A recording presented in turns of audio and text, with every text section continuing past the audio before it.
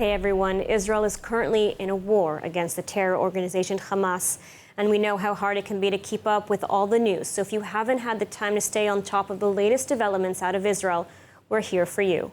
I'm Lajar Gavelazi, and this is ILTV's Weekly Review. Well, the IDF has released new information showing the extent to which Hamas uses the Palestinian people as human shields for their terrorist activity, including by using playgrounds and hospitals. ILTV's Devo Klein has the latest. Yesterday, the IDF unveiled new evidence of how Hamas is using civilian areas for terrorist purposes and deceiving the international community about the lack of resources they do have. In a video of the Sheikh Hamad hospital in Gaza, the new footage shows Hamas terrorists using the site to fire at IDF soldiers on the ground. However, Sheikh Hamad hospital is not the only one being used by Hamas. The IDF previously released evidence of a Hamas command and control center in the Al-Shifa hospital, as well as photo and video evidence from the Indonesian hospital in Gaza, showing Hamas terror tunnels and rocket launch points that endanger civilians. In Gaza, even children's playgrounds aren't safe from Hamas exploitation. The IDF also revealed rocket launchers inside of a children's swimming pool, as well as launch pits and rocket launchers at the site of a playground. While Hamas has been claiming that Gaza is facing a fuel shortage and they have only 24 hours left of fuel, the IDF has also revealed that Hamas has hundreds of thousands of liters of fuel, which they are using for themselves instead of their people. Multiple calls with IDF officials as well as intercepted calls have confirmed that Hamas is taking the fuel designated for Gaza residents and facilities, including hospitals. لازم انا بحكي انه اجوا لي في الاندونيسي قال عم بيبعثوها بتعرف طلعوا الاعلام قال بعد 12 ساعه بوقفوا نزلوا الموقود والساعات وهيك.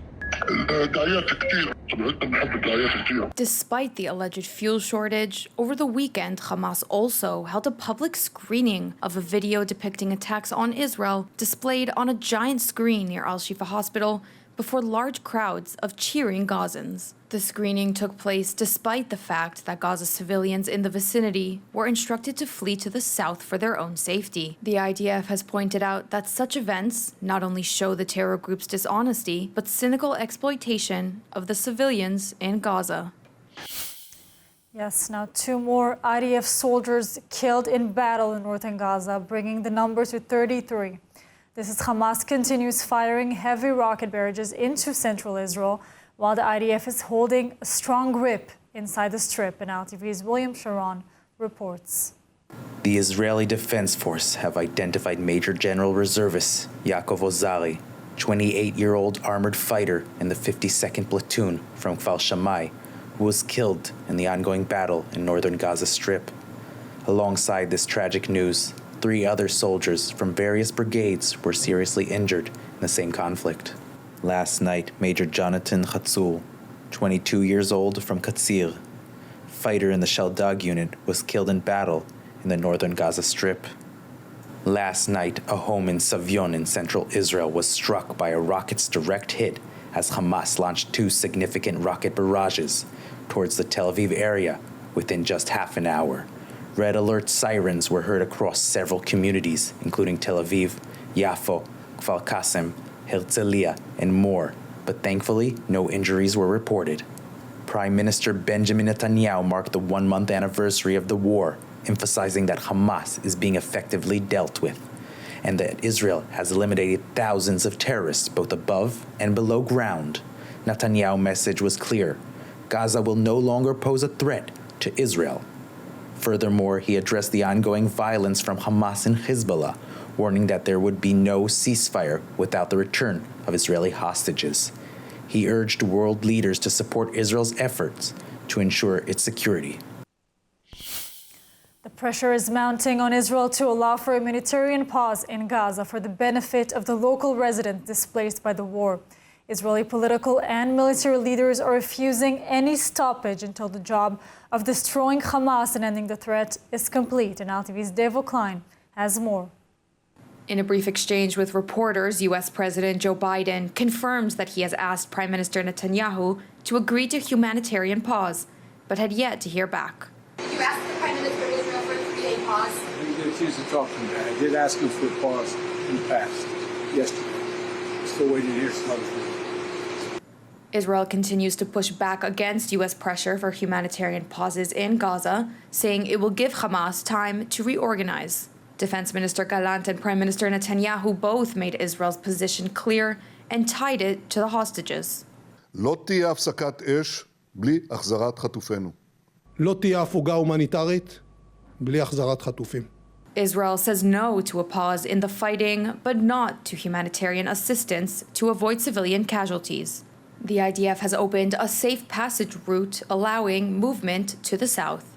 Israel is now protecting those civilians against Hamas attempts to prevent Palestinians from evacuating northern Gaza and wanting to use them as human shields against IDF attacks.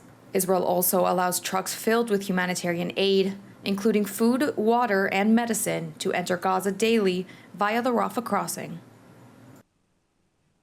Experience the power of truth with ILTV News. If you're looking for quality content and captivating visuals, join our news community and become an integral part of our team as we embark on a mission to unveil the real Israel, dismantling the web of lies and misinformation that surround reporting on Israel.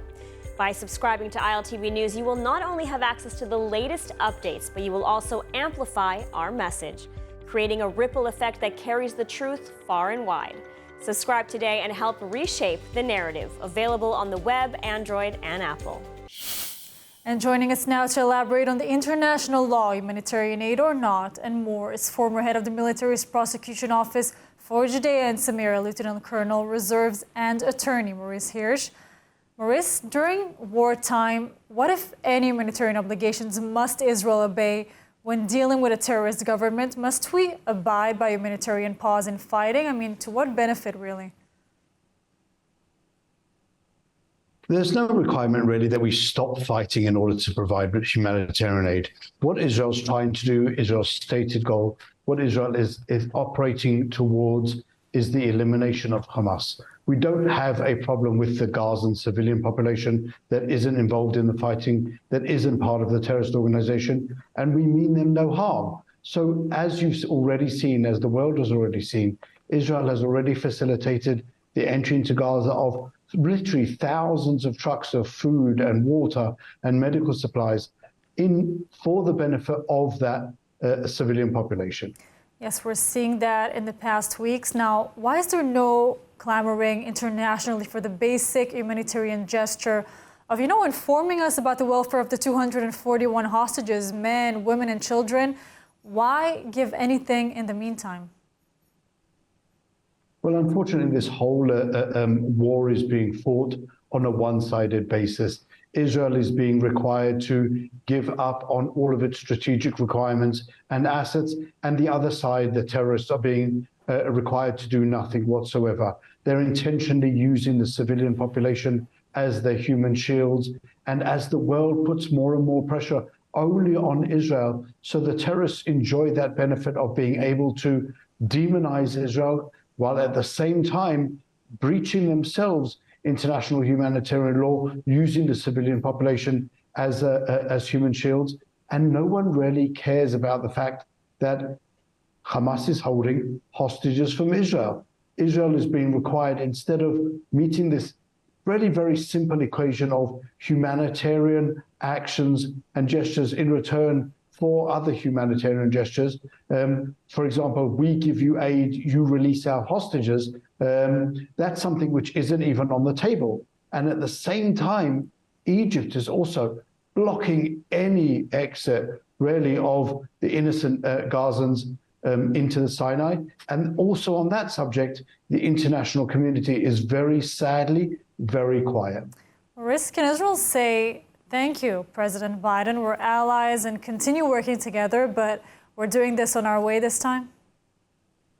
Well, obviously, Israel is enjoying the support that we're receiving from the United States, from President Biden. But I think there are some things which really do have to be clear. Israel's goal is to eliminate Hamas.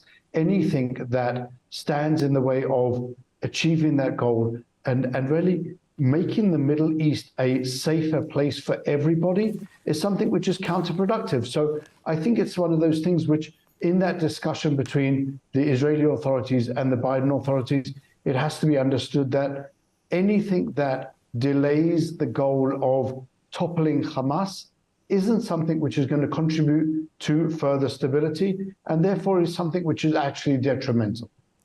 Israel captured a large number of terrorists who entered Israel on October 7th. I understand that their prosecutions are being prepared.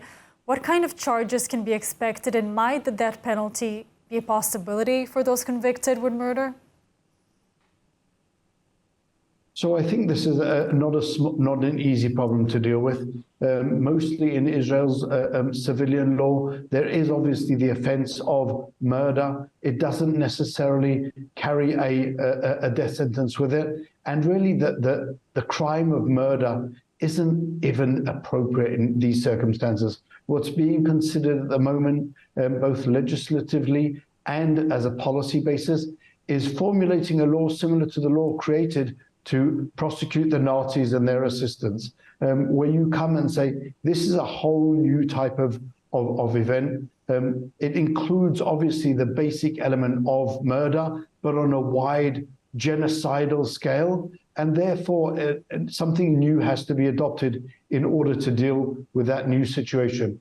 This is a question that already came up in the prosecution of Adolf Eichmann. And so Israel's legal system has already given and really prepared its responses for those cases.